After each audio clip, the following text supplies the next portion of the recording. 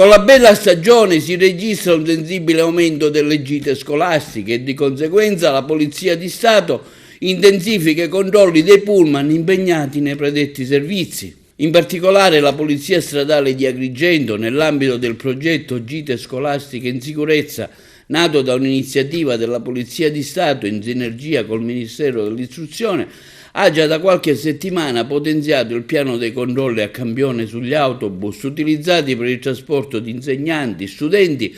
che in occasione delle gite scolastiche è stata posta particolare attenzione all'idoneità dei veicoli adibiti al trasporto, ma anche ai conducenti,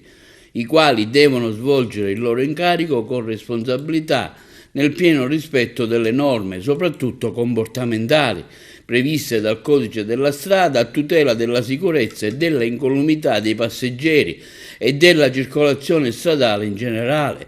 Gli stessi insegnanti e studenti, tra l'altro, qualora si trovino nelle condizioni di poterlo comprovare, possono segnalare alla Polizia Stradale eventuali comportamenti impropri, come l'uso del cellulare alla guida senza auricolari, l'assunzione di sostanze alcoliche o altro. Gli istituti scolastici possono dunque giovarsi di questo servizio, segnalando attraverso un apposito modulo il viaggio organizzato, programmando un controllo lungo il tragitto. Nelle ultime settimane la Postrada di Agrigento e i distaccamenti di Canicattì e Sciacca hanno proceduto al controllo di oltre 45 pullman, riscontrando irregolarità per 5 di loro, elevando altrettante sanzioni amministrative, il tutto a garanzia della sicurezza e dell'integrità dei passeggeri e degli altri utenti della strada e della serenità del momento di svago che una gita scolastica può rappresentare.